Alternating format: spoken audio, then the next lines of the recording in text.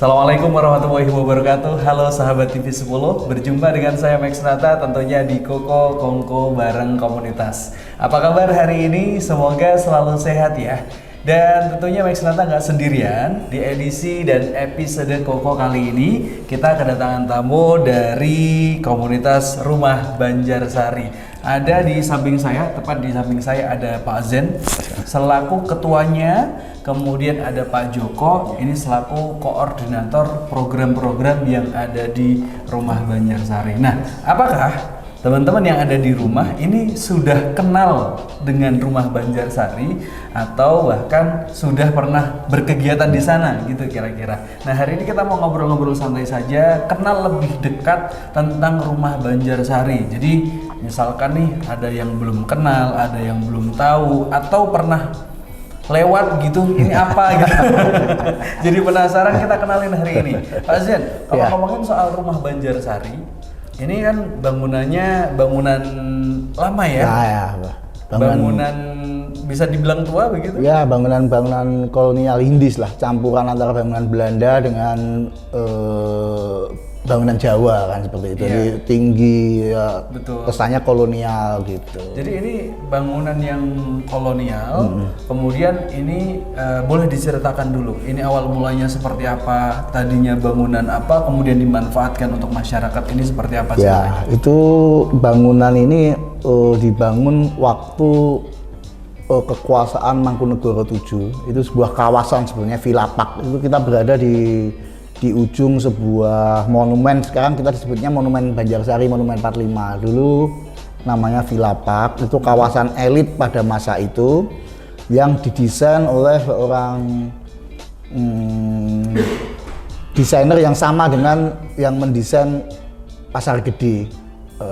Arsitekturnya, saya lupa namanya. Nanti kalau ingat saya sebut. Jadi di situ bangunan-bangunannya terkenal, kalau dalam istilah arsitek kebudayaan disebut dengan bangunan Indis. Jadi penyesuaian bagaimana orang Eropa tinggal di daerah tropis sehingga tanpa AC, tanpa apa, dingin dan halaman luas dan sebagainya. Itu awal-awal kira-kira wilayah situ dulunya seperti itu sebelum banyak berubah. Lah kebetulan yang kami tempati relatif belum banyak berubah. Baik, ini adalah sebuah rumah ya, sahabat TV 10 yang luasnya tadi kita sempat ngobrol sekitar 2.500 meter persegi.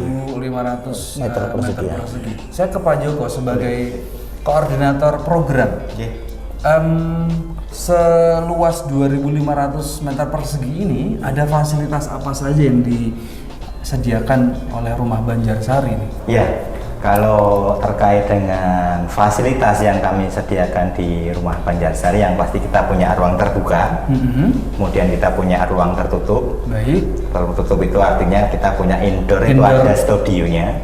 Oh, ada studionya? Ya, ada studio itu yang bisa dipakai biasanya untuk kelas yoga, kemudian ada kelas-kelas wushu, itu juga masuk di kami juga. Kemudian kita juga punya aula indoor yang luasnya cukup lumayan gede, sekitar 200 meter persegi itu, dan itu biasanya bisa dipakai untuk eksebisi, pameran, biasanya kayak gitu. Pameran kemudian juga bisa dipakai untuk ruang pertunjukan juga. Ada ruang-ruang kecil yang lain adalah kita punya kantin ya, kita punya semacam kantin itu sebagai penunjang untuk kegiatan yang ada di dalamnya.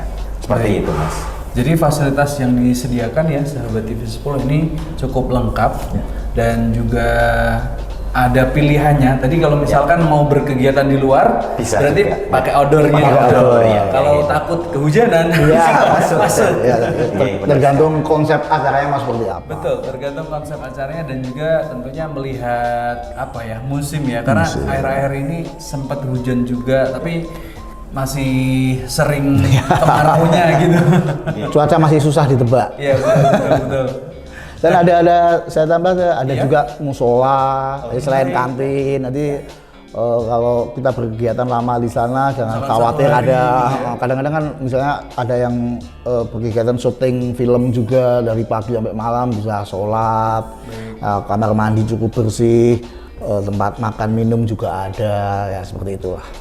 daerah. Sahabat TV 10, ini awal mulanya tadi adalah sebuah rumah kolonial, kemudian dijadikan tempat ruang publik yang sebenarnya tadi konsep awalnya adalah tentang seni dan budaya begitu. Ini semangatnya dari mana ini?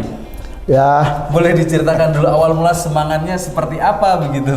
sebelum ketemu tempat ini, memang kami masing-masing itu punya semangat, punya gairah, sering bertemu para pengelola dan jaringannya dan komunitasnya itu punya keprihatinan yang sama terhadap minimnya ruang publik yang terbuka, ruang publik yang mudah diakses, ruang publik yang tidak prosedural. Di kota Solo yang saat itu kita berpikir sangat minim. Kalaupun ada, itu biasanya sangat birokratis, berbiaya mahal dan sebagainya, terjangkau mahal. Ada kelompok-kelompok seperti kelompok-kelompok sastra, kelompok kalau dari kesenian, kelompok teater dan sebagainya tidak mampu mengakses ruang-ruang kesenian atau ruang-ruang publik yang biasanya di hotel, di mana ya seperti itu. Jika lo harus berbayar yang tinggi. Jika harus berbayar yang tinggi, ya kita berusaha hadir untuk menjawab problem-problem itu. Ya, sampai suatu saat, sebenarnya sebelum ketemu rumah Banjarsari lokasi ini, kita sudah mencoba banyak tempat ya. Tapi akhirnya kita berjodoh dengan tempat ini, ya kita proses lah, kita aktivasi mulai tahun 2016, kemudian kita launching 2017 sampai sekarang. 2017 sampai sekarang, perjalanan waktunya berarti sudah 7 tahun. 7 tahun, luar biasa. Kalau ngomongin soal kegiatan dalam kurun waktu 7 tahun, apakah itu seni, apa itu budaya, atau mungkin pameran-pameran, ini apa saja yang sudah terselenggara di Rumah Banjarsari? Ini Pak Joko selaku koordinator program. Baik, kalau untuk kegiatannya sudah banyak sekali tentunya. Sekali nggak terhitung ya? Terhitung sama sekali. Jadi banyak sekali teman-teman kampus mahasiswa itu hadir, dia bikin semacam acara diskusi dan pameran kayak gitu. Kemudian juga kita juga menelurkan program-program kami sendiri. Antaranya kita juga punya program diskusi publik. Diskusi publik itu temanya akan bervariasi. Tapi biasanya tentang kota. Iya, biasa tentang kota. Dari problem-problem perkotaan, kita panggil narasumber yang seperti sesuai. Iya, sesuai dengan. Kemudian kita punya Selasar Nusantara. Selasar Nusantara itu dulu kita semacam etalase budaya dari daerah lain untuk hadir dan dia semacam eksebisi etalase kayak gitu. Yang bisa semacam komunitas dari luar daerah ya kita undang, kemudian dia akan menunjukkan karya-karya dari daerahnya, semacam kebudayaannya, kemudian tarinya, kemudian kulinernya, kayak gitu. Itu program kami yang Selasar Nusantara. Kemudian kita juga program punya selain itu Banjaran Karya, itu ya menampung teman-teman dari komunitas seni yang dia independen juga, dia akan mementaskan pertunjukannya seperti itu. Kemudian ada lagi program-program di luar itu, kita agak lupa, tapi banyak sekali program yang masuk Mas intinya. Dari kurun 2017 sampai dengan 2024 sudah luar biasa banyak. Ya. Selain beberapa program yang memang sudah dimiliki sama Rumah Banjarsari itu sendiri. Wah, luar biasa. Kalau biasanya kita pakai ruangan atau tempat itu kan berbayar. Dicas gitu loh, belum kalau birokrasinya agak ruwet gitu. Jadi nggak cepat aksesnya, lama. Padahal kita ini juga untuk masyarakat gitu. Kalau di Rumah Banjarsari ini bagaimana proseduralnya? Apakah sangat mudah atau mempermudah masyarakat untuk membuat kegiatan-kegiatan edukatif dan seni dan budaya begitu? Boleh Pak Zain? Sangat mudah sekali. Tadi kita di banyak publikasi dan di depan kita cantumkan ada nomor narahubung yang bisa dihubungi. Nanti dia akan berhubungan dengan Mas Joko.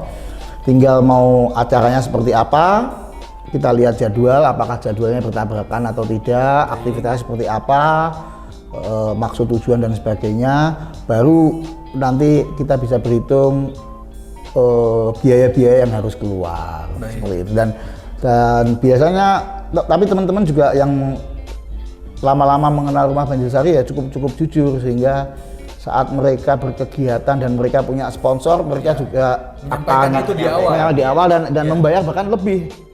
Baik. Nah, tapi kalau mereka ya memang komunitas yang mandiri, dia butuh ruang ya kadang-kadang dia cuma pokoknya nanti aku bantu bersih-bersih sendiri ya gitu. Jadi ada merawat. akhirnya terjadi subsidi silang. Subsidi silang seperti itu. Dan kalau cuma untuk latihan-latihan kita beri rata-rata 25.000 per jam itu rata-rata. Itu kalau orang tanya untuk latihan-latihan apapun untuk Seperti di yang indoor. tadi disampaikan Pak Ada studionya itu. Semacam apa? Yoga. Kelas ya, kemudian ada kelas wusu, kemudian ada kelas Latihan tari, latihan teater, Ya. banyak sekali pemutaran film dan sebagainya. Tapi banyak juga, walaupun kita kasih 25.000 per jam, kalau mereka komunitas yang cukup kuat sumber dananya, mereka memberinya malah lebih. Karena merasa manfaatnya sebenarnya lebih dari itu. Iya gitu ya.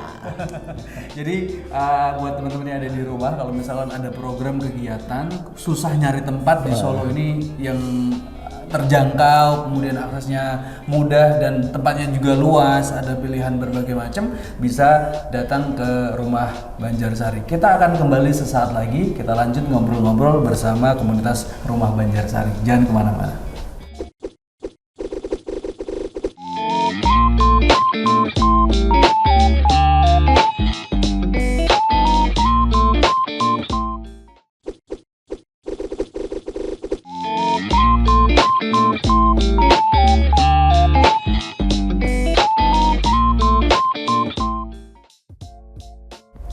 Baik sahabat TV 10, kembali lagi berjumpa dengan saya masih di Kongko bareng komunitas. Kita masih bersama Rumah Banjarsari. Tadi sudah lumayan banyak ngobrolin tentang program, awal mula semangat dari Rumah Banjarsari ini sendiri, untuk apa dan lain sebagainya. Tadi sudah disampaikan, ini adalah untuk memfasilitasi masyarakat Kota Solo dan sekitarnya atau komunitas manapun yang ingin mengadakan sebuah program tapi memiliki keterbatasan ruang dan tempat, begitu ya kira-kira Pak Zen. Nah, kita lanjut lagi seputar tentang komunitas dari Rumah Banjarsari ini sendiri.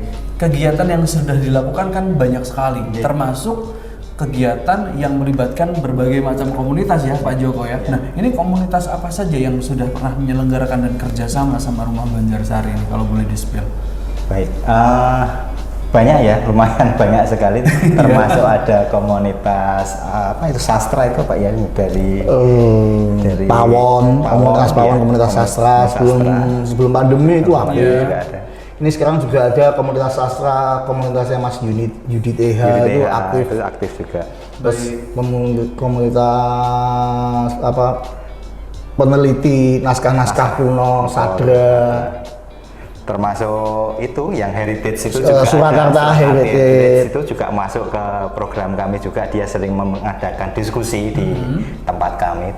Yang terbaru juga ini kita juga baru masuk nanti di program bulan Oktober besok itu ada komunitas Sodok.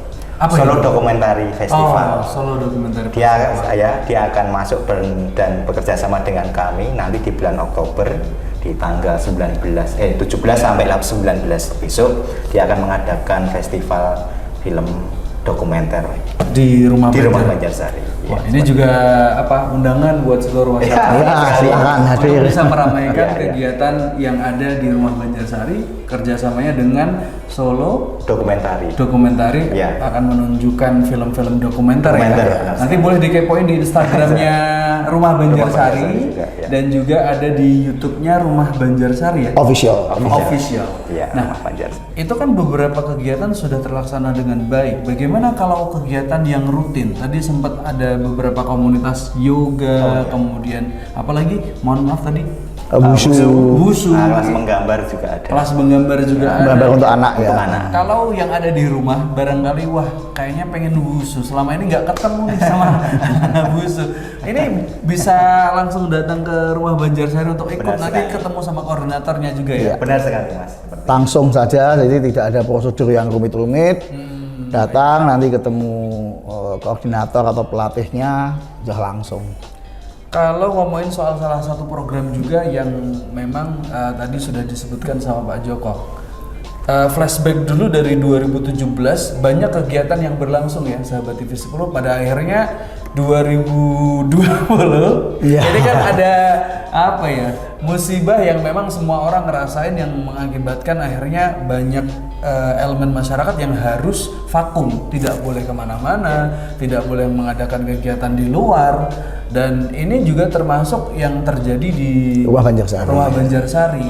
Tapi ada satu program yang memang ini rutin digalakkan sampai dengan hari ini, yaitu diskusi publik. Gimana kalau misalkan masyarakat pengen ikut, ini setiap hari apa, sebulan sekali atau bagaimana pelaksanaan diskusi publik ini? Kata-kata 2 bulan sekali. Kalau untuk apa saja jadwalnya dan tanggalnya, kepoin aja di Instagram, karena semua informasi acara ada di situ. Tinggal datang gratis.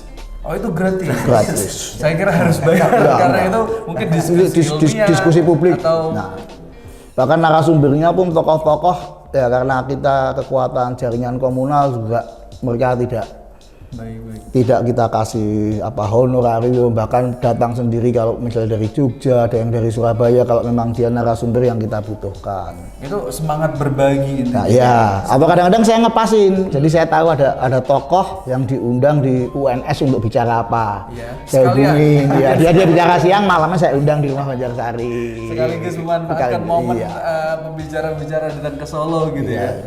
Dengan saya jelaskan latar belakang apa itu semangat Rumah Banjarsari dan semangat berbagi, terutama bagi pengetahuan, biasanya mereka bersedia dengan senang hati.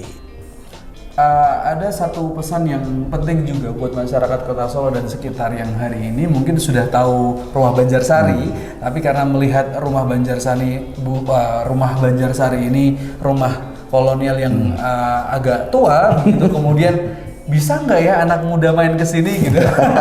Atau ini kayaknya cuma identik sama budaya sama seni aja deh. Kalau misalkan komunitasnya nggak berhubungan dengan budaya seni atau pure anak muda semuanya, boleh nggak sih Pak? Boleh. Main terus bikin acara di situ, ketemu sama Pak Joko gitu? Boleh. Dan ada, mungkin kita lupa, ada satu komunitas namanya komunitas Japan Holic. Oh iya, benar sekali. Anak-anak muda yang penggemar budaya Japan itu tiap malam berkumpul di Rumah Banjarsari. Kadang-kadang mereka berkegiatan pakai apa tuh namanya, kostum-kostumnya itu namanya apa? Cosplay.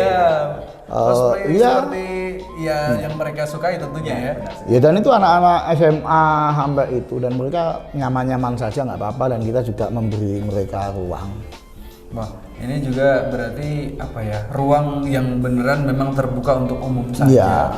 Nah, tidak untuk spesifik khusus komunitas tertentu atau hanya di bidang budaya dan seni, tapi ini beneran terbuka karena setelah kita banyak wawancara sama komunitas, ternyata di Solo ini luar biasa banyak komunitasnya. Banyak sekali. Dan sepertinya belum semua mengenal tentang Rumah Banjarsari, dan barangkali kalau nanti sudah kenal itu bisa memanfaatkan Rumah Banjarsari ini dengan sebaik mungkin tentunya, ikut merawat dan lain sebagainya. Ya, paling tidak berjejaring ya. Kekuatan jaringan itu nanti sangat-sangat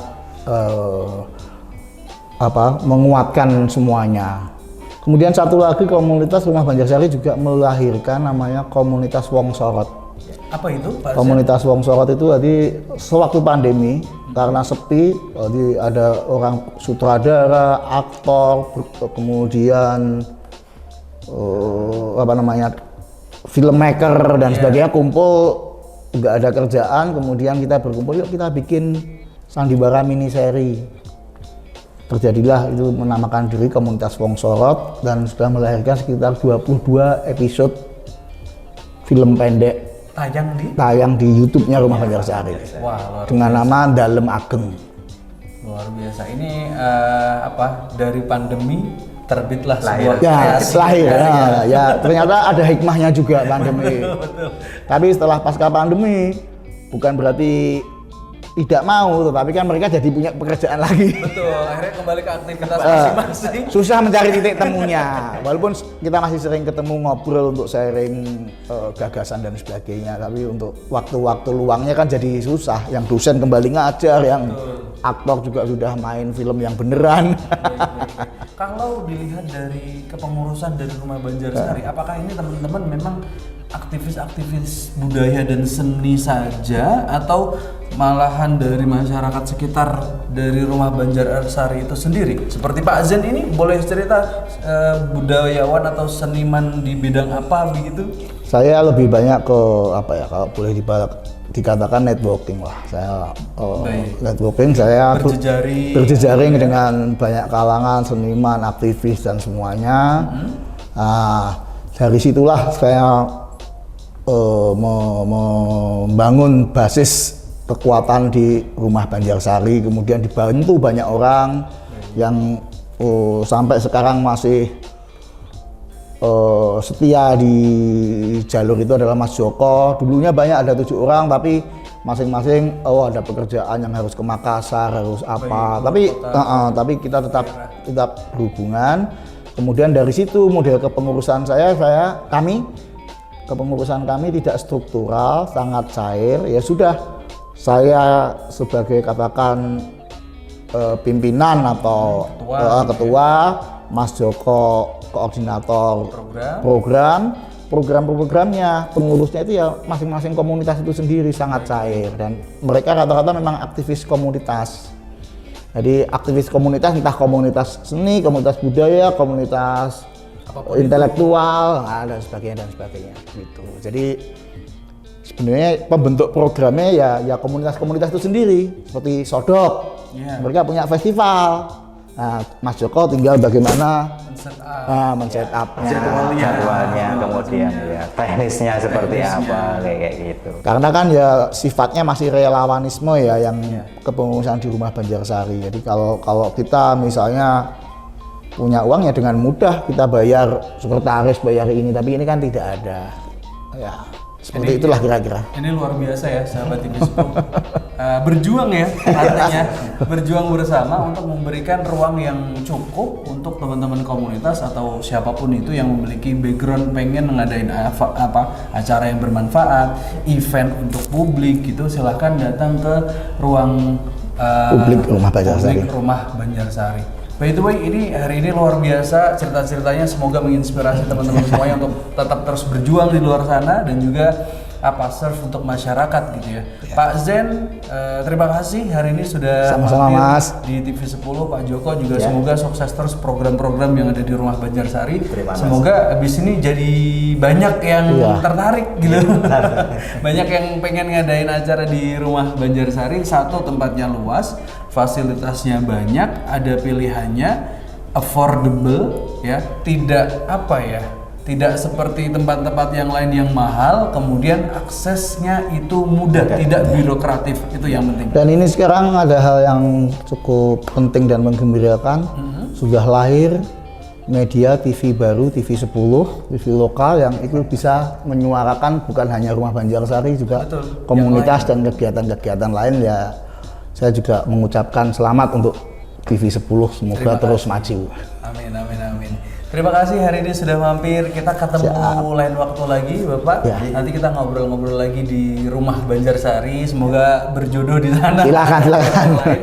Dan demikian ya sahabat TV 10, ngobrol-ngobrol santai kita di Kongko bareng komunitas. Dan teman-teman yang ada di rumah, kalau sekiranya punya komunitas yang unik juga, komunitas yang perlu dikenalkan kepada masyarakat, dan silahkan hubungi atau langsung aja ke Instagramnya TV 10 untuk menghubungi kami. Terima kasih untuk episode hari ini. Semoga teman-teman semuanya sukses dan sampai jumpa. Assalamualaikum warahmatullahi wabarakatuh.